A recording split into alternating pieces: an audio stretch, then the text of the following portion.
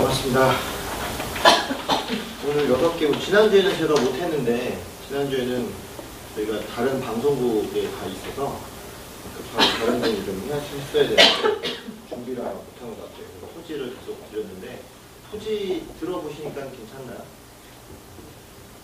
안 괜찮나요? 괜찮습니다. 그렇죠.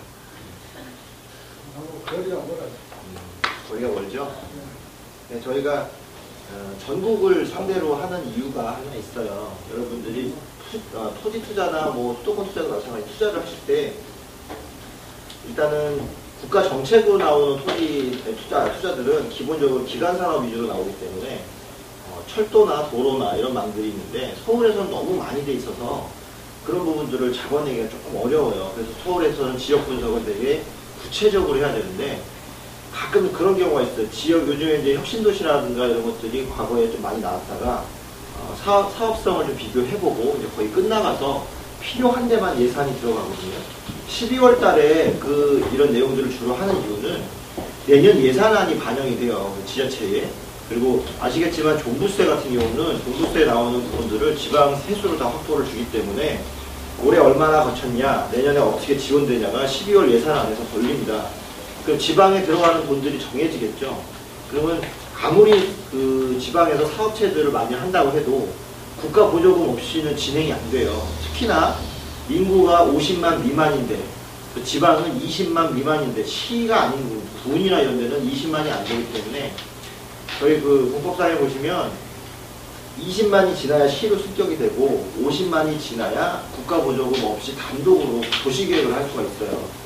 그래서 이 20만과 50만의 차이가 굉장히 큰 거고 당진이 군에서 시로 승격되려고 아주 쌩 난리를 피다가 한번 감사에 걸리고 최근에 다시 20만을 넘긴 이유가 당진이랑 합덕이랑 이런 쪽에서 그 개발을 하기 위해서 인구수 전입을 막 시킨 거예요. 당진 쪽에다 이장 전입을 20만이 넘기면 어떻게 자기들이 연계를 도시계획을 연계해서 할 수 있기 때문에 시로 승격받으면 국가 보조금이나 이런 것들이 혜택이 되게 많아져요.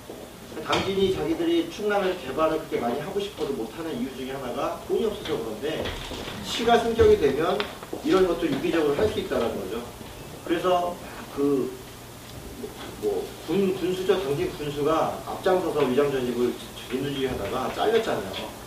그리고 나서 한번 무너지고 다시 으쌰으쌰 해갖고 군으로 승격이 시로 승격이 됐는데 당진 같은 경우는 시로 승격되는 가장 큰 요인이 현대제철이나 이런 그 제철소들이 그쪽으로 다 가면서 기숙사를 원래 쓰잖아요. 그럼 전입을 안 해도 되는데 시하고 협약을 맺을 때 몇 프로, 50%가 60% 이상은 자치단체 안에서 전입을 해서 하게끔 해놨어요, 협약을. 안 그러면 지역경제가 살질 않으니까.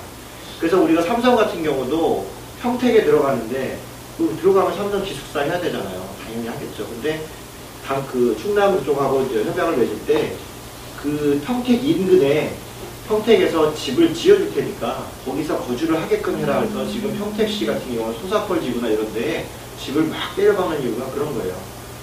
그 고독 신도시에 있는 많은 인원들이 주변에 거주를 해야만 살아나니까 그 전제로 뭘 싸게 준다? 땅을 싸게 주는 거예요. 그래서 건물을 짓는 거고 그 장사꾼들이잖아요. 다 삼성이나 이런 사람들도. 또 지방자치단체도 장사를 해야 되니까 의회는 예산안을 심의하지만 자치단체장은 장사꾼이에요. 자기네 지방을 살려야 되기 때문에 땅 팔고 세금 팔고 팔아서 무조건 유치를 해서 세금이 많이 들어와야 자기가 돈 갖고 쓸 수 있잖아요. 돈이 없으니까 못 쓰는데 지방자치단체 세수가 많으면 특히 지방세죠. 주민세도 거주해야 되는 거잖아요. 그런 것들. 또 부동산 재산세 같은 경우도 거기 안에 소유권이 있어야만 내는 거기 때문에 자꾸 들어오게끔 하는 거예요. 그런 게 가장 티가 많이 나는 게 11월, 12월, 1월, 2월이에요. 그래서 요 시기 때 토지 투자나 이런 것들을 보라고 하는 이유는 겨울에 눈 내리는데 땅 투자가 무슨 땅인지 알 수가 없잖아요. 그래서 땅 보러 가라는 투자가 아니라 지금 땅을 고민을 해야 내년 해빙이 때 땅이 녹을 때 이제 그때 가서 좋은 땅이 눈에 들어온다는 거죠. 지금 공부를 해놔야 돼요. 우리가 움츠려 있을 때 공부하고 이제 좀 기지개 필 때 현장 나가야 되는데 움츠려 있을 때 놀고 기지개 필 때 현장 나가면 늦어요. 그래서 겨울에는 토지 공부하는 거예요 원래. 그래서 봄 좋을 때 나가서 새싹 나올 때 땅 만져보고 물기가 말랐냐 안 말랐냐 이런 거 봐서 집을 지을 만하다 아니다.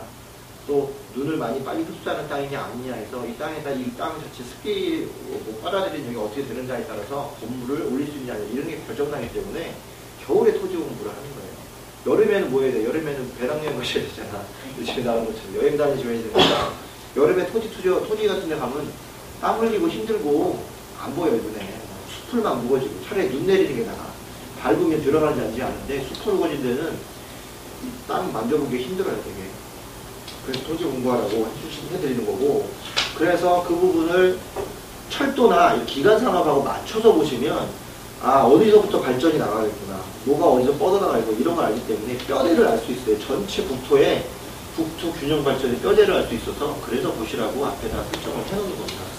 그런 거를 참고하시고, 머니까 먼데 가서 투자하라 이런 얘기가 아니라 멀어도 거기서는 보셔야 서울에서 도시가 어떻게 발달되는 거를 보는 거하고, 부안이 도시가 어떻게 발달되는 걸 보는 거하고 이제 그 개념이 좀 나와요. 도시는 비슷하게 발전해요. 왜? 똑같이 공부한 사람들이 똑같이 지방에 공무원 내려가서 그 공부한 대로 도시계획을 하니까. 부안은 뭐가 잘났다고 자기들끼리 도시계획 얘기 안 합니다. 거기 도시계획 하는 사람들도 시립대 도시계획, 도시행정학과나 아니면 한양대 도시행정학과 이런 데 졸업해서 그래서 부안 내려가는 거예요. 행정고시 보고. 그분들이 배우는 대로 하기 때문에 똑같아요, 공부하는 게. 그러면 우리 지방 특성에 맞게 우리는 도로가 좀 발달이 안 됐으니까 주도를 어디를 뚫자, 이런 것들이 나오는 거죠. 그러니까 그런 부분 보시라고 지방 보시라는 거지.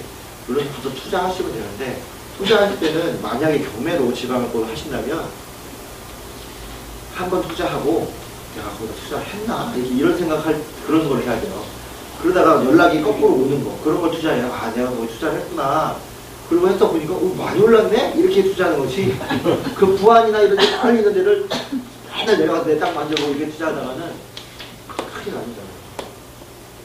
그래서 농지를 하나 보여드리는 거예요. 지금 보여드리는 땅이 부안에 행안면 삼간리라는 데가 있는데 이 삼간리를 저도 잘 모르는 데예요. 토지는 자기가 잘 아는 데, 그러니까 건물이나 이런 수도권들 자기가 잘 아는 데 가지만 땅은 잘 모르는 데 가도 돼요. 잘 모르는 데도 가는데 왜 모르는 데 가냐? 어차피 잘 알아봐야 안 팔려. 그러니까 가만 두면 제가 지 몫을 차지는 게 어떤가 이런 걸 보는 거예요, 토지는. 그래서 한번 보여드릴게요. 지금 그 땅이 이게 그 유명한 맹지예요. 지금 눈 다 내리고, 눈 봉분 있네. 그죠? 어이구. 이 정도 무시했으면 누가 저기 관리를 하겠죠, 또. 그리고 동네에서는 이렇게 안 묻혀요. 서울에서 내려와서 많이 묻지. 동네에서 이렇게 묻진 않고, 동네에서는 주로 화장 처리 많이 하고, 서울에서는 좀 많이 묻고, 지방에도 친척이 좀 있거나, 이렇게 돼 있어요. 이게 지금 431-1번지, 이거죠. 완전 맹지잖아요. 네, 맹지죠. 도로는 있는데 이 땅 말고 들어갈 수 있는 사람은 없어요. 근데 주변에 보면 대충 밟고 들어가면 되잖아요. 밟는다고 뭐라 하겠어요. 재산은 지내야 될 거잖아요. 이런 땅인데, 자, 가격이 지금 1,100만 원이에요. 평수를 보시면 162평인데 1,100만 원인데 중간에 한번 미납하고. 왜 미납을 했겠어요? 너무 비싸게 샀죠. 이런 맹지는 얼마에 사야 된다? 거의 20%나 30%대 하는 거예요. 가격에서. 지금 이 정도 가격이면 괜찮아요. 평당 8만 5천 원 거리니까. 8만 원 아니고 10만 원인가? 제곱미터당 8만 원 거리인가? 그런 것 같은데. 평당이겠구나. 공시지가가 10,000원 정도 해요. 개별 공시지 9천 얼마. 그 밑에 땅이 10,000원. 그 차이 없어요. 그거 계산하면 한 500만 원 좀 나와요. 400에서 500만 원 정도 나오죠. 그거보다 싼 거죠. 이런 것들은 뭘 보시냐면 부안 신협에서 근저당을 해줬어요. 개인 근저당이 되어 있는 맹지는 절대 사면 안 되는 거예요. 그거는 어쩔 수 없어서 사채했었거나 아니면 동네 사람한테 잠깐 돈 빌리고 이거는 나중에 되면 네가 해 이렇게 주는 거고, 신협에서 요거를 했다라는 얘기는 물론 그 지역 신협이기도 하지만 일단은 감정은 들어갔다는 얘기예요. 감정은.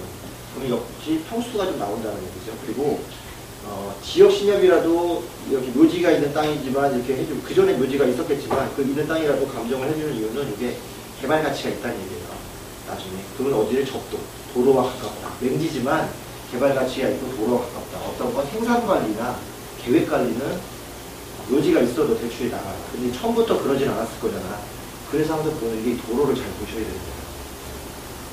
지방 땅들 투자하실 때 첫째 임야는 아예 산꼭대기입니다. 아예 산꼭대기여서 정말 나 혼자만 들어가서 토구를 지을 수 있거나 이런 데 아니면 도로를 끼고 있거나 도로에 멀지 않는 거예요. 적어도 도로에서 3, 40m 걸어가서 안에 들어갔더니 누가 내 땅 밟고 가 그렇게 얼른 도망갈 수 있는 정도 거리. 그 정도 거리로 가는 거예요. 나머지는 투자 가치가 없어요. 그래서 항상 우리가 경지 정리가 잘 된 농들이나 이런 것들은 농사를 짓기 때문에 농업을 짓는 사람은 전쟁을 가지만 그렇지 않을 때에는 가급적 도로에 붙어 있어야 뭐가 제일 좋아요? 도로가 확장돼. 그렇죠? 도로가 확장되면 그 옆에 있는 땅들은 수용자든가 팔리고 그 뒷땅들이 올라가는 거예요. 그래서 하나 뒤에 있는 맹지를 싸게 사는 거예요. 그래야 할 수 있어요. 이 땅 같은 경우는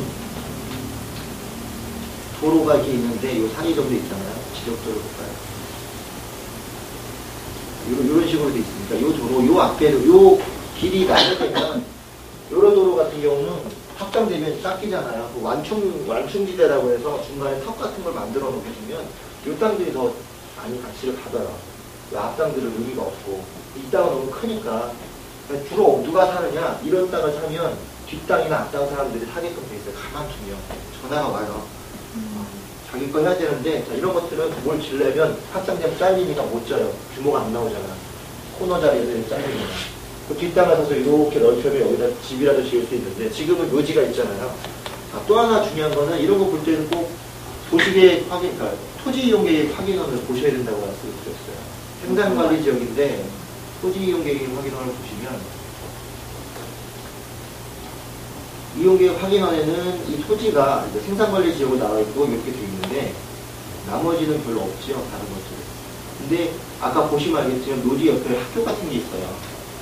학교 같은 것도 있고 그래서 지방에 있는 토지를 보실 때 두 가지를 보셔야 되는데 하나는 장사 이용에 관한 분들이 있어요. 묘지에 관련된 분들 그게 있고 학교 정하고 상대 정하고 여기서 학교 보건법이라는 게 있어요. 두 가지가 같이 있으면 돈이 돼요.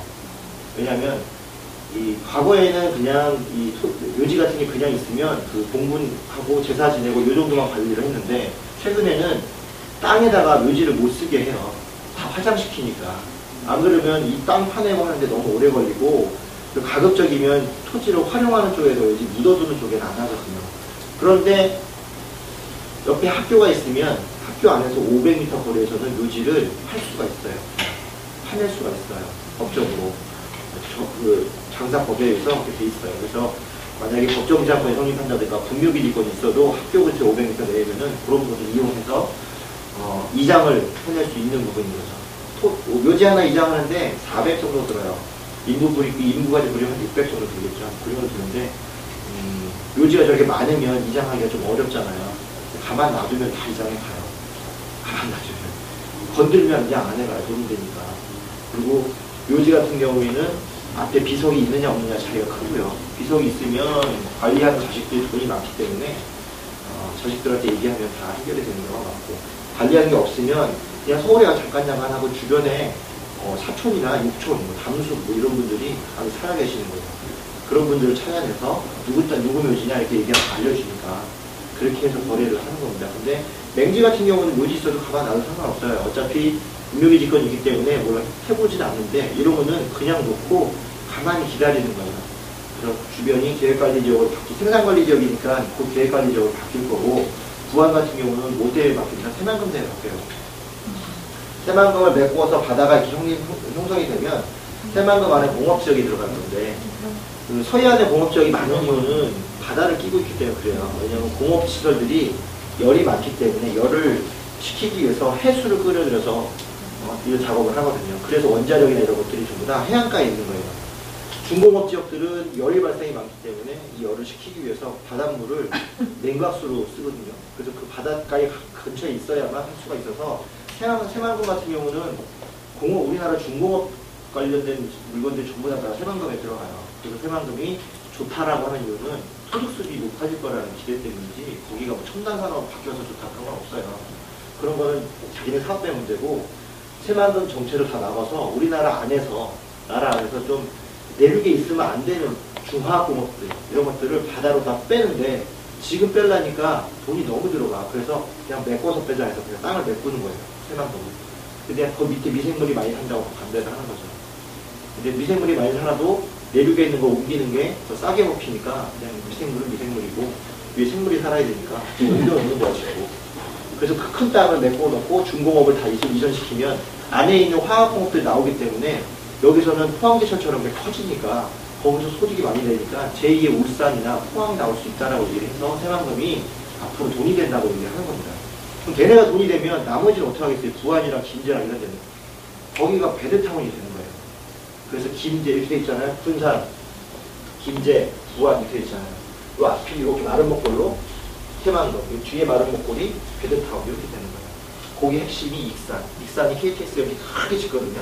익산이 물류 거점이고 군산 항 쪽이 배후 도시로서 조금 이제 소위 말하는 지금 안산 같은 역할을 하는 거고 김제나 이런 것들이 동탄이나 이런 역할을 하는 거예요. 그래서 그 구조를 보시면 서울에서 구조가 지금 안산 쪽하고 다 맞춰졌잖아요. 그대로 옮겨서 새만금은 똑같이 나와요. 그러니까 서울에서 오게 했던 얘기를 들으면 안산 밑에가 어떻게 움직이는지 알겠지라고 하기 때문에 그래서 김제 부안 땅들을 보는 거예요. 왜? 돈이 다 일로 올 거니까 나중에 사놓으면 사람이 그냥. 그러니까 어떻게 접도변에 싼 땅들을 미리미리 가서 사놓으라. 근데 그거를 실제로 본주 가서 싼 땅을 살 수도 있지만 이렇게 경매로 하면 그냥 묻어두는 거. 한 200 묻어놓으면 모르잖아요. 그 뭐 으쌰으쌰해서 연말에 그 소주 먹으러 가면 한 200 나오지 않나요? 그런 거서 성과급 받거나 뭐 이런 거 받으면 이런 거 그냥 사는 거예요. 사놓고 200 하는데 대출 받아도 등기하실 거 아니잖아. 200 넣어놓고 기다렸다가 좀 지나면 지역 농협 같은 데서 대출 조금 받아서 한 1, 200 더 받아가지고 원금 회수하고 그냥 기다리는 거예요. 이자 한 달에 한 2, 3만 원 내고. 그러고 기다리면 되잖아요. 대출이 돼요? 대출 되죠. 저기까지 대출을 하잖아요. 대출이 되는 가장 쉬운 이유는 뭐냐면 여기 가서 대출하신대요. 감정평가가 다 나왔기 때문에 싸게 받아서 대출하시는 거예요. 저는 어디지? 춘천 거 할 때 춘천 쪽에 가평거 이런 거 할 때 거기 가평 농협이나 이런 대출 나오면은 제일 먼저 어디 가냐면 가평 농협 가거든요. 내가 이거 다시 받을 건데 재대출 됩니까? 된다고 해요. 대신 뭐 금액의 차이가 있겠죠. 상관없잖아요. 이거 지금 500 나갔는데 100만 원 대출 안 나오겠어요? 소액인데? 해줄 수 있는데 너무 해줄 것도 아니겠지만 이율을 높이면 되잖아요. 이율 100만 원을 10% 하나. 별 차이 없잖아요. 그리고 나중에 그러니까 당장은 안 나올 수도 있는데 여기서 해줘요. 해주긴 했으니까 말씀드려서 해볼 수 있는 거니까. 안 나오는 데가 없어요. 대출이. 다 나오고 지금도 저희도 10월 달 안 나온다고 안 나오는데도 약간의 차이만 있지만 전국은행 다 돌리면 꼭 돈 나온 데가 있어요. 안 되면 저기 거제시녀 이런 데도 하면 돼요. 크로스오버 되잖아. 서로 지역경제 살려야죠. 그런 거 되기 때문에 뭐 분묘기 지권들은 솔직히 이제 성립돼 있을 때 좀 위험하다고 하는데 공본이 한두 개 있는 게 오히려 더 위험해요. 여러 개 있는 거는 연고지가 있다는 얘기야. 그게 더 쉬워요. 생각보다. 그리고 공본 이자 하는 것들은 공본 내고 이장 무연고묘지 공본 내는 것들은 지역에 다 나와 있고 그렇지 않고는 이장님이나 통하면 어느 교수가 뭐라고 알 수 있을 거니까 그쪽에다 연락해서 이전 얘기를 하게 되면 아니면 여러분 그냥 계속 하겠다라고 하면 나중에 개발 계획 되면 그냥 다 이전하게 됩니다. 강제로. 그러니까 그때 돈 드느니 지금 이전하는 것이 나옵니다. 그런 거 하시면 되죠. 내용 이면 보내가지고 협의하고 200만 원 정도 그냥 간단하게 아껴도 되잖아요. 그래서 이런 것들을 보는데 그렇다고 해도 가능성 있는 데서 묻어야 되니까 너무 이상한 데 묻지 마시고 이런 땅들은 괜찮아요. 맹지래도. 맹지로 돈을 버시는 분들은 저렇게 해서 버시는 거예요. 내가 개발을 어떻게든 해보겠다 이게 아니라 가만 놔둬도 때 되면 지가 오르겠거니 하는 맹지가 있어요. 그런 데다가 묘 하나 살짝 걸쳐 있는 거. 그래야 싸잖아. 계속 떨어진단 말이에요. 거기 있으면. 이런 것들은 그냥 가서 뭐 여기서 갔는데 누가 들어올까봐 300원 써있고 그런 거 없어요. 그냥 2,700, 273만 10원 이렇게 쓰고 되면 좋은 거 아니면 많은 거예요. 여기서 더 떨어질 가능성이? 더 떨어질 수도 있어요. 근데 제가 보기엔 더 떨어져도 의미가 없는 게 이거 이 정도 수준이 딱 좋아요. 낙찰되기가. 너무 떨어져서 하면은 이제 나중에 대출이 안 나오죠. 문제가 있다고 생각하니까. 네. 그걸 이난이든 너무 높게 받았잖아요. 410만 원. 공시지가가 500 정도 나오는데 항상 더 낮게 받아야 돼요. 공시지가 기준보다 훨씬 낮게 받아야 되고 감정가의 한 30%에서 20% 받으셔야 돼요. 묘지가 있는 이건 그나마 생산관리지역이기 때문에 조금 난 거예요. 이게 만약 보존관리지역이다 그러면 절대 들어가시면 안 돼요. 보존관리지역에 묘지가 있으면 그냥 산 속에 묘지 있다고 보시면 돼요. 생산관리지역이니까 가능성이 있는 거예요. 이 다음이 바로 계획관리지역이에요.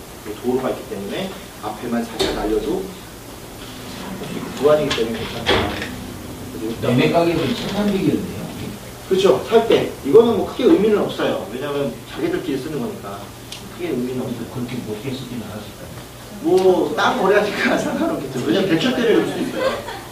대출 받으려고 업계약서 쓰니까 그냥 적당히 가격 써서 내갖고 지역에서 아시는 분들끼리 거래하실 때는. 네. 공시지가가 500이에요? 공시지가 따지면은 지금 공시지가 9천 얼마예요, 지금 이게. 105m당. 합치면 한 500 얼마 정도 되는 것 같아요. 그러니까 200이면은 그냥 뭐 껌값이죠. 뭐. 아, 껌은 좀 비싸죠. 껌치기 좀 비싼데, 하여튼 200이면은 묻어놓을만 해요, 그냥. 그래서 이런 것들을 어떻게 하냐. 돈을 모아요. 우리 서로 끈끈한 사람이 되자. 돈을 모아갖고 연말에 대모임 하다가 너 나 믿지? 이런. 우리 두 카스 신고하시는 분. 그러니까 10만원씩 뭐 이런 거 하나 해놓고 이렇게 해놓으면 나중에 절대 못 나가. 그래서 10만원 받아나가야 되니까 그렇게 하시는 거예요. 모임하시는 분들은. 공동투자 하시는 분들이 가끔 지역에 이런 게 있으면 서로 끈끈한 유대관계를 확인하기 위해서 한 50만원씩 걷어서 한 명이 내려 받아놓고 잊어버렸다가 명의는 한 명으로 해야지. 근데 그 한 명을 잊어버리면 안 돼. 그 사람이 딴 데 가서 보면 안 되니까. 그런 경우도 많아요. 세 명이서 산을 샀는데 대출 때문에 한 명 이름을 해놨더니 이 한 명이 몰래 대출을 다 받아 쓴 거야. 나중에 매매하려고 왔더니 뭐 대출이 이만큼 달려있고 경매가 날라왔어. 아니 매매를 해야 되는데 왜 경매가 와 봤더니 얘가 쓰고 얘가 돈을 못 갚아서 경매가 들어왔어. 이제 나중에 난리가 났어요. 그래서 막 이게 뭘 어떻게든 받아내려고 여러 가지 소송을 또 하려고 봤더니 없잖아. 명의 신탁이니까 증거가 하나도 없어. 네, 그러니까 이제 그때부터 만세 부르고 너 다시는 안 본다 뭐 이러고 그러다가 한 2달 지나면 또 다시 모여서 다른 거 해요. 이번엔 네가 해라 이렇게 하고 다 그래요. 그러니까 이런 거는 부담 없잖아. 아예 가져가야겠다. 내가 너 들려줘서 다 뽑아서 이렇게 되는데 서너 명이 모여서 한번 사놓고 공부하는 거예요. 소송도 한번 해보고 뭐 해보고 물론 이제 멀긴 하지만 한 번씩 토지 투어 같은 거 내려갈 때 한번 보러 가고 또 여기 있으면 여기서 계속 관심이 있으니까 부안이나 이런 데 뉴스 나오면 쫄트요. 아, 어디 근처 없나? 이러면서. 토지 투자는 이렇게 작게 시작하는 거예요. 처음부터 막 2억, 3억씩 토지 투자하다가 땅에 묻히는 수가 있어요. 그러니까 이렇게 조그맣게 투자하면서 약간씩 감을 좀 익히고 계속 관심을 두다가 그리고 저는 이런 거 했으니까 이런 거 보이잖아요. 생산관리지역은 뭘 할 수 있을까? 건물을 뭘 지을 수 있을까? 이걸 딱 보면서 부담 없이 시작하다가 어느 정도 딱 됐는데 마침 얘가 효자가 나갔고 여기서 막 누가 와서 한 300, 400에 좀 파시죠? 이렇게 얘기를 나오니까 지역에서. 그러면 가볍게 팔고 계약서는 충분히 써야죠. 충분히 쓰고 팔고 그래서 한 2배 남겨서 그걸로 그냥 서로 회식하고 아 재밌었다 이러고 끝나는 거예요. 그 감을 가지고 조금 더 높은 투자로 가는 거죠. 이런 땅들은 그렇게 보시라고 앞에서 해주셨으니까 소개를 한번 해드렸어요. 제가 봐도 이거는 갖고 있을만 해요. 재밌고 그렇게 보시라고 준비한 거고요. 그 다음에는 이제 분산 거 한번 볼까요? 분산이 좀 좋은 도시인데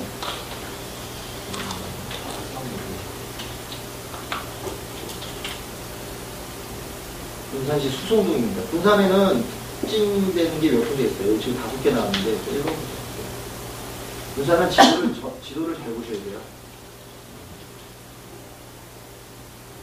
크게 보셔야 돼요. 이 뒤쪽이 세만동이잖아요. 여기가.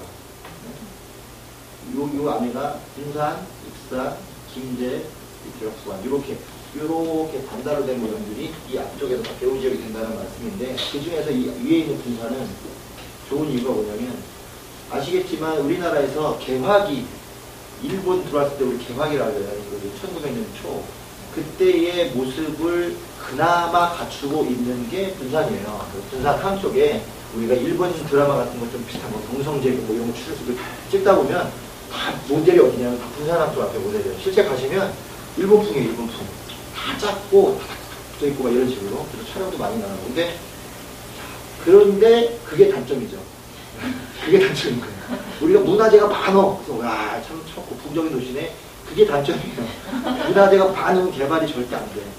분산함도 일본 그런 우리나라 초창기 모델에 있는 일본에서 지은 그런 건물들이 몇 개 있어서 그 지역은 개발 안 돼요.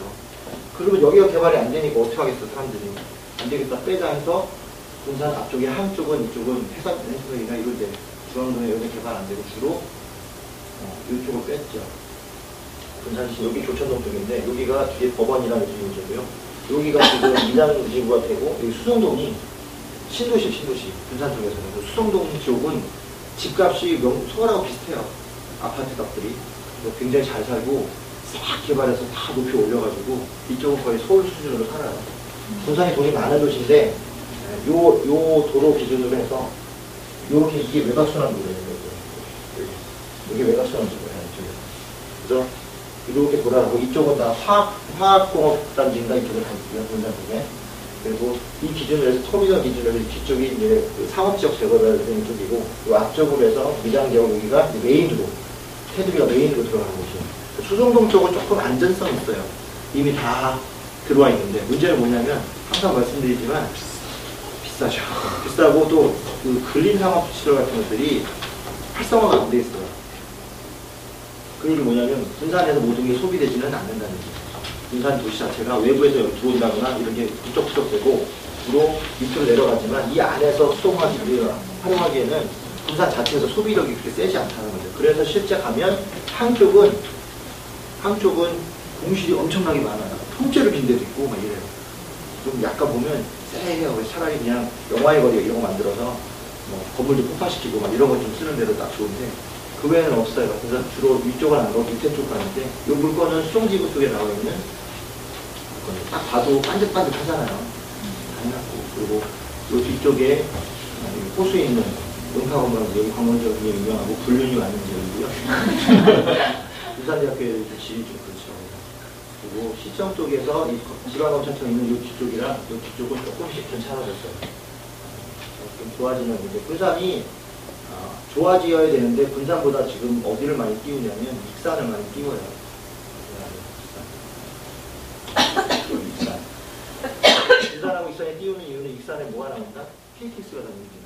KTX는 물류 중심이기 때문에 새만금에서 나오는 분들을 여기서 올라가요. 그래서 익산이 커질 거예요. 익산도 가면 공실이 넘쳐나요.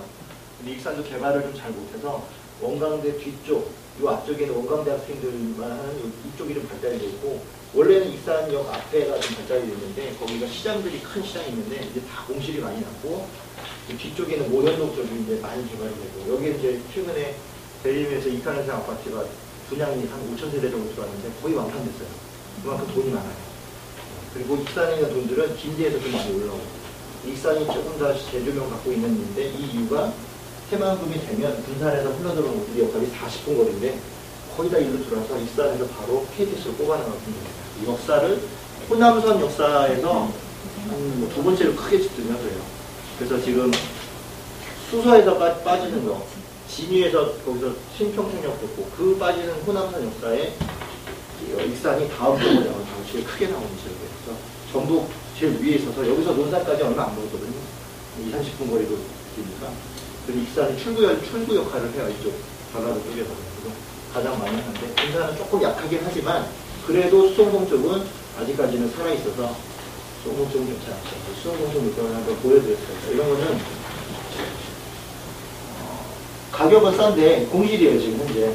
지금 이 상태로 분양을 아마 하고 있었고 지금 위층에 지금 밑에 층하고 꼭대기 층 5층 정도, 3층 정도? 3층하고 5층 정도가 나오고 5층은 지금 이런 식으로 분양 사무실 같은 걸로 또 조합에서 운영을 하고 있어요. 근데 그 중에 3개가 나왔는데 전체를 쓰고 있어서 월세를 따지면 뭐 1억에 뭐 300 얼마를 쓰고 있다는데 여기 조합 사무실로 쓰고 있는 데는 임차가 힘들어요.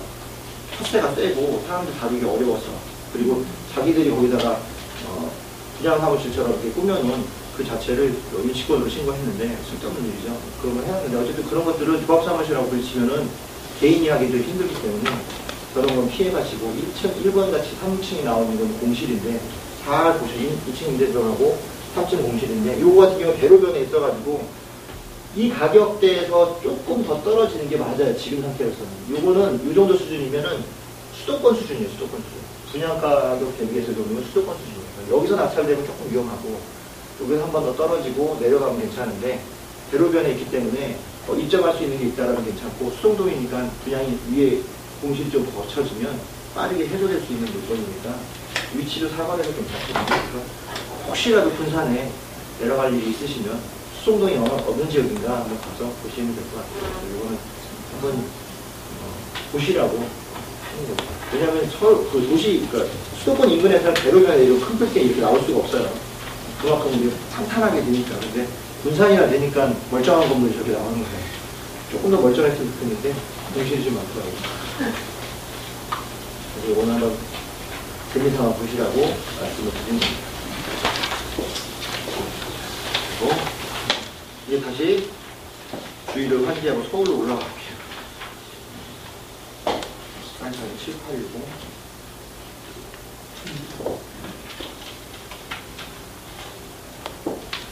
목동 한인아파트인데요. 아파트 상가에 보면 단지 아파트 입구 앞에 있는 초입에 있는 단지 내 상가인데 공실로 지금 하나 보는 것 같아요. 식구가 들어있어요. 지금 3층 311호 세관 식구가 하거든요. 이 앞에 초입은 좋은데 공실로 되어 있어요. 상가를 볼 때 지금 위치는 이렇게 있어요. 이게 지금 9호선 신목동역, 이대 목동역 뒤쪽에 신목동역이 있고 앞쪽 상가거든요. 초입으로. 어쨌든 여기를 가려면 여기를 붙여서 나가야 되니까 단지 앞에 초입에 있는 상가들이에요. 상가를 보실 때 한 서너 가지로 보는데 첫째는 위치를 볼 때 단지 안에 있느냐 입구에 있느냐 이 두 가지 차이가 굉장히 큽니다. 안에 있으면은 밖에 있는 상대를 할 수가 없기 때문에 배달을 하지 않는 이상은 수익이 잘 안 나와요. 밖에 있는 건 워킹을 할 수 있는 부분까지 흡수할 수 있기 때문에 업종만 잘 고르면 양타를 칠 수 있는 문제가 있죠. 또 하나는 이 상가가 대로 1층이면 괜찮지만 위층이면은 음식점이나 이런 거가 잘 안 나요. 왜냐하면 밑에 층들이 어떤 식으로 구성되냐에 다르기 때문에 그래서 주로 학원이나 무슨 뭐 요가 학습소 뭐 이런 것들, 요가 발레, 헬스장 이런 것들이 나는 거죠. 그런데 공실이 장기간 방치가 되거나 이렇게 있으면 관리단 규약이라는 게 있어요. 규약이 처음에 1년인가 2년 정도는 업종 제한을 하는데 몇 년 지나면 업종이 풀리기도 해요. 그럴 때는 가능해요.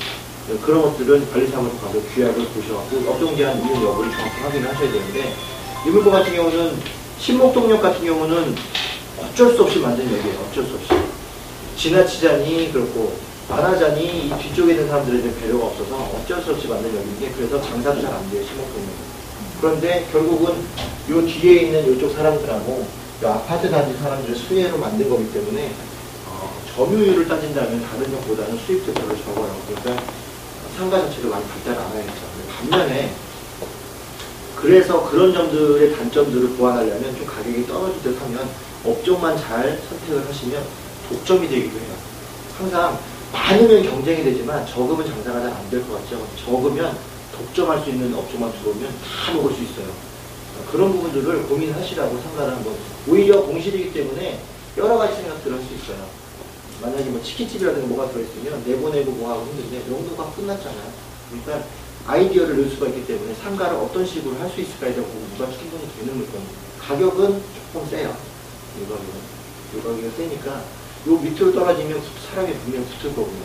그거는 고민하셔서 보시면 될 것 같아요.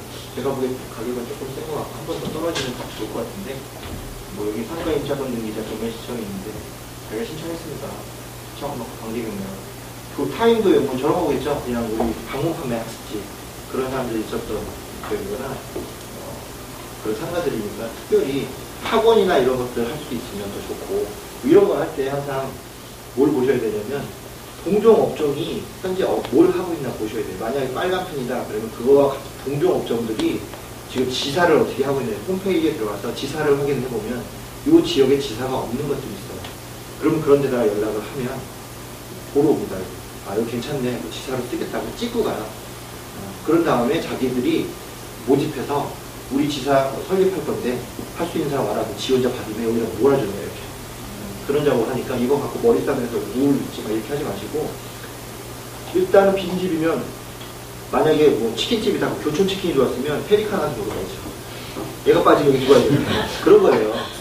얘가 빠져나가실 자리에 얘가 들어와 장사를 해야 되는 거죠. 근데 어떤 교육이 나가면 다른 교육을 채워놓는 거예요. 그거는 완전히 바뀌지 않는 상황에 다 보고 있거든요.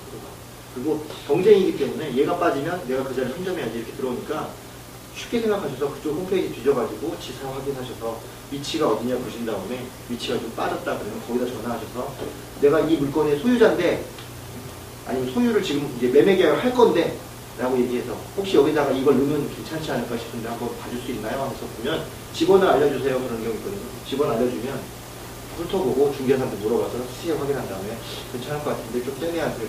그럼 내가 알아서 조절할 테니까 되는지 안 되는지만 알려달라고 하면 괜찮을 것 같습니다. 나오면 하면 되죠. 가격만 조절하고. 그러니까 미리 그런 거 판단하지. 잡아놓고 판단하는 게 아닙니다.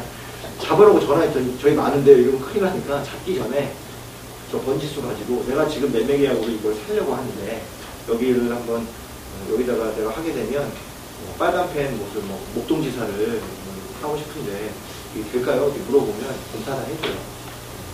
거기 겹치는 데가 어디 있는데요? 아니면 뭐 어디는 어떻게 되고 어떻게 되는데 이런 얘기 해주죠. 그런 것들을 충분히 활용하시다 상가들 나쁘지 않은 것 같아요. 가격은 조금 애매한 가격인데 이게 1억 4천에서 3천 사이만 돼도 그래도 좀 돌릴만 하거든요.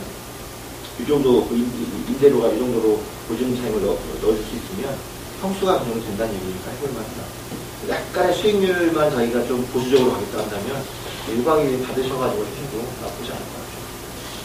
상가는 항상 말씀드리지만 하고 1년 있다가 재대출 받으셔야 됩니다. 그래야 재대출을 받는 게 분양가가 있으니까 요걸로 낙찰을 만약에 1억 정도 받았다. 대출이 상가가 뭐 70% 나와서 뭐 1억 정도가 대출로 받았다고 얘기한다면 영업하시고 임차하는 도중에 1년 지나서 재감정을 한번 받아서 2억 5천 수준으로 다시 대출을 한 번 더 조정할 필요가 있어요. 왜? 그걸 안 하면 상가의 시세 잡기가 힘들어요. 법사가가 잡혔다는 얘기는, 법원 감정가 잡혔다는 얘기는 일단 처음에 할 때 시세를 분양가 기준으로 한 번을 잡아줬다는 얘기거든요. 상가를 시세가 얼마에 얘기할 수가 없는 게 상가는 임대료로 계산하기 때문에 임대료가 싸면 시세 자체가 낮아져 버려요. 근데 경매 물건은 안 그런 게 한 번 이 감정가가 잡힌 게 있기 때문에 대출을 받아서 요감정까지 올려주면 이게 기본 시세로 통용이 돼요. 그래서 이 기준으로 해서 요즘에 좀 세가 좀 쌉니다.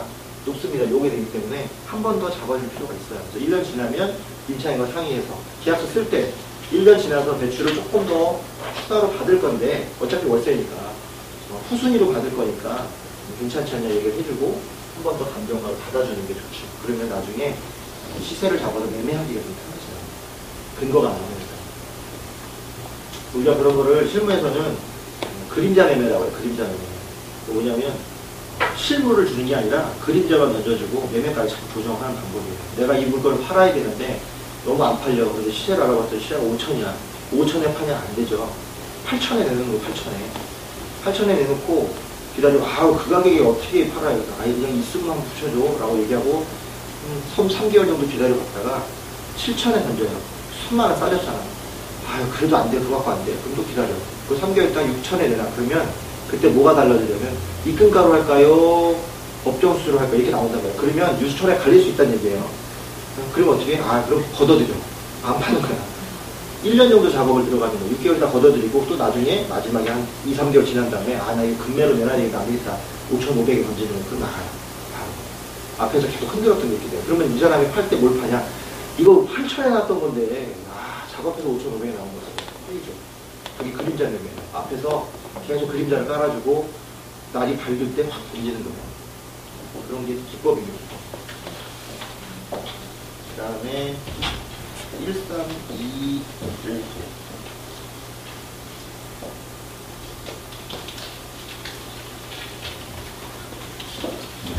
그 그림자 매매가 네. 안 팔리는 아파트나 이런 주상복합 그 주택에도 투용이 되는 건가요? 투용되죠. 그건 기법이니까. 본인이 어떻게 하기에 따라 다르고 그 어떤 법칙이 있는 게 아니라 기술적인 접근이기 때문에 길게 두고 기술적으로 접근하는 방법을 넣다 뺐다 하면서 흔들어주는 거. 우리가 있잖아요. 토너 다 쓰면 한번 흔들잖아요. 그거예요. 한번 흔들면 쫙 깔려요. 그 다음에 파는 거죠. 대수가 나오잖아요. 그게 잘 파는 거예요. 그 대수에 몇 개 깔립니다. 다음 거 뭐 있구나. 빨리빨리 진행하도록 하겠습니다. 요거는 물건이 좀 깔끔해서 괜찮아서 뽑았는데 목동 쪽에 있는 건데 목동 중간에 좀 있어요. 위치가. 이쪽은 목동의 기준으로 요 라인 기준으로 해서 이쪽은 빌라들이 많고 이쪽은 조금 큰 덩치 큰 물건들이 많아서 오히려 이쪽으로 나가는 게 편한 건데 이 물건 같은 경우는 중간에 있어서 수축식으로 잘 지어진 것 같은데 특징은 뭐냐? 투룸이다. 투룸인데 투룸이 1억 미만이면 승부가 난다. 1억 넘어가는 투룸, 경매로 써요. 일반 명의가 아니라 경매인데 1억 미만으로 투룸을 잡을 수 있으면 충분히 승부가 나는 거예요. 특히나 목동 지역에서는. 원룸은 안 돼요. 원룸은 7천 미만, 투룸은 1억 미만. 경매에서. 일반 매매는 안 그렇고 일반 매매는 그거보다 더 높죠. 당연히. 투룸이기 때문에 해볼 만한 거니까 물건도 새 거고 괜찮아서 2011년이니까 자 하자형 보증금 남아있겠죠. 그러니까 그거 가지고 작업해서 빼내는 거고 이거는 깔끔하게 생각하고 3천에 30인데 보증금 이 정도면은 보증금 좀 낮추고 월세 조정하면은 9,600일 때 대출 한 5, 6천 올리고 2천에 한 4, 50 정도 맞추면은 월세 빼고도 돈 좀 남죠. 그래서 투룸짜리를 신축으로 가져갈 수 있는 거예요. 그거는 그냥 구조예요, 구조. 생각하고 뭐 할 게 없이 1억 미만의 투룸에 목동에서는 2천에 50 정도 놓고 대출을 60% 이상만 나오면 금액이 한 25만 원 정도 남고 그대로 들고 간 다음에 나중에 투룸 작업을 어떻게 1억 2천에 던지면 돼요. 투룸은 1억 2천에도 팔려요. 분양도 1억 2천 넘게 나오거든. 그러니까 그거는 투룸이 신축이 있는 작업이 돼요. 이런 거는 거저 먹는 거예요. 가서 물건만 괜찮은 거죠. 사람 차있으면 그대로 가는 거고. 이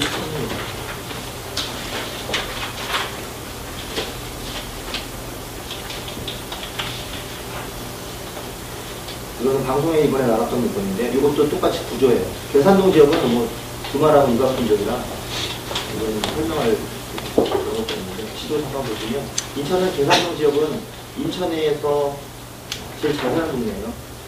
얘네들은 인천이라고 얘기 안 해요. 그래서 요 지역에 지금 계양구청 지역에 뒤가 다 상업지역이고요. 요 위쪽으로 있는 홈플러스랑 뭐 이런 이쪽대가 있고 계산역이랑 이망역 통해서 공항철도 이용할 수 있어서 서울까지 접근하는 40분이면 가능합니다. 홍대까지도 가능하고요. 그래서 아시안게임이 있어서 2014년에 여기서 게임 다 이루어지고 여기서 여기까지 자전거로 왔다 갔다 하면서 놀기 좋은 가장 오피스가 밀집되어 있으면서도 오피스 수익률이 제일 좋은 지역 중 하나입니다. 그런 지역에 평수가 9.2점, 전용 9.2면 16평형이에요. 굉장히 넓어요. 대신 무옵션이에요, 무옵션. 뭐만 있냐? 에어컨만 붙어 있으면 돼요. 나머지랑 이런 것도 넣어야 되는데, 여기 평균이 300에 35가 평균인데, 이 정도 평수면은 500에 35 정도, 500에 40 정도 나가는 거죠. 그래서 6,500인데, 거래도 6,500, 6,700. 이게 전체적으로 옵션이 아니에요? 전체적으로 다 무옵션이에요. 빌트인이 없어요, 여기는. 큰 데는 빌트인이 없어요. 조금 요거 작은 데는 빌트인을 해놓는데, 요거 짓는 연도에 따라서 이 정도 하이베라스나 대학라이스빌이나 라이즈빌이나 뭐 이런 큰 저런 대형들은 에어컨만 있어요. 나머지 무옵션이고. 가끔 대학라이스빌이라고 밑에 쪽, 상업지구에 있는 쪽에서는 빌트인이 있는 데가 있어요. 조그만한 소형 해갖고. 그거에 따라 틀려요. 빌트인이 있으면 15만원, 10만원 정도 더 올라가요.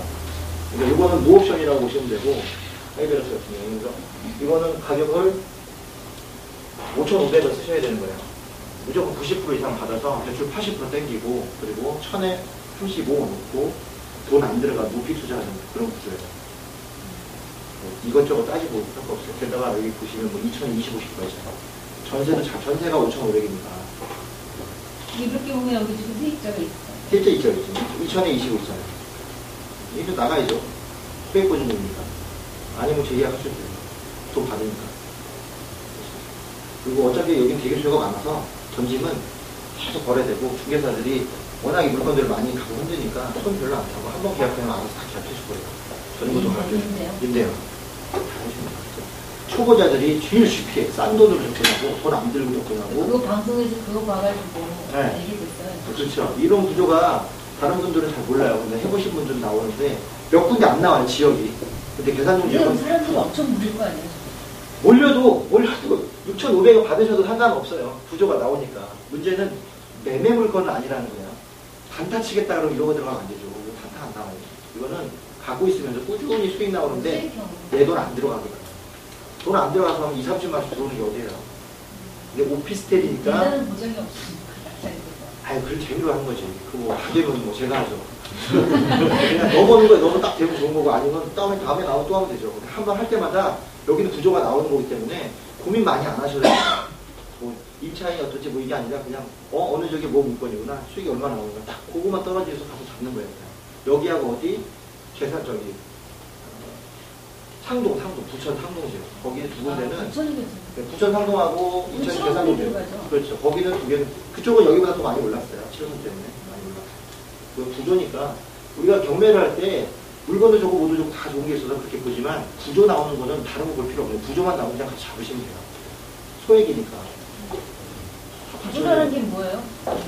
얼마를 넣었을 때 얼마가 떨어지고 얼마가 회수되고 그게 5천만 원에서 7천만 원 사이에서는 오피스텔 같은 경우는 거의 결정이 나요. 그 구조에서는 돈이 거의 안 들어가거나 1,000만 원 정도 들어가는 구조가 나오죠. 그게 넣었을 때 뺐을 때 나오는 구조라고 보시면 돼요. 그게 이제 물론 이제 제가 만든 언어예요. 부동산 언어는 아니고 제가 봤을 때 얼마 딱 던지면 자판기처럼 1,000만 원만 딱 넣으면 띡띡띡 해서 물건 띡 나오고 돈 띡 나오고 이런 구조예요. 다른 거 계산할 거 전혀 없이 망설이지 말고 무조건 넣지 말고 투자하는 거. 마지막 하나 더 볼게요. 2부 1번. 이것도 신축인데 깔끔한 거예요. 조동동 지역도 저평가된 지역 중에 하나인데 아파트 뒤쪽에 있어서 여기 현대 홈타운이고 이게 광명 넘어가는 이 뒤쪽은 빌라 단지도 밀집적으로 일방통행 기회가 잘 갖춰져 있는 지역이고요. 초등학교 뒤쪽에 이게 재건축 단지 들어가는 지역이고 아이파크 뒤쪽 끝끝에 있는 거죠.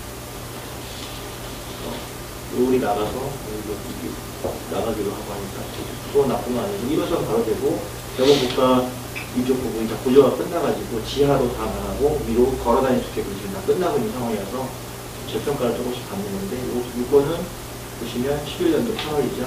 신축이라서 한번 미납했죠. 2억 700에. 왜 미납했겠어요? 비싸죠. 여기 2억 2천 정도가 2억 2천, 2억 1천 정도가 지금 가격인데 비싸게 들어간 거예요. 여기는 1억 4천이면 충분해요. 지금 물어봤더니 1억 9천 정도, 금매가 1억 9천 정도 가능하다니까. 1억 4천이면 이게 지금 평수가 17평이니까 방 3개짜리 구조 나오는 일반적인 뷰예요. 네, 이게 전세가 1억 6천이 전세가 1억 6천이니까 보시면 신축이면 그냥 충분히 나오고요. 여기는 제가 살던 데고 살던 데에서 집도 저도 팔아보고 해서 이 정도 가격이면 방 2개짜리가 팔려요. 1억 4천이면. 방 3개짜리 1억 6천 정도, 1억 9천 정도의 거래가 되고 보통 2억 선에서 시세가 형성이 되는데 금매가 1억 9천 정도라고 하니까 단타도 얼마나 나와요? 대출은 70%까지 나와요. 이거 1억 4천이니까 1억 한 6천 정도 받으신다고 하면 1억이나 1억 1천 정도까지 나올 수 있어요. 주로 어디 그 신협에서 해줘. 신협 개봉공지역 개봉신협이랑 융창상호저축은행이랑 철산동에 있는 쪽이랑 그런 데서 해주고 이거는 물건이 깨끗하니까 한번 보시라고 저는 걸리는 게 크게 없고 이거는 딱 답이 나오는 기이기 때문에 중개사들이 알고 형성이 돼 있어서 자꾸 던지면 3개월이면 해결되는 거예요. 내년에? 그렇죠. 이렇게 6개 왔습니다. 시간 많이 빼주는데 다음에 또 좋은 물건으로 좀 많이 하겠습니다. 감사합니다.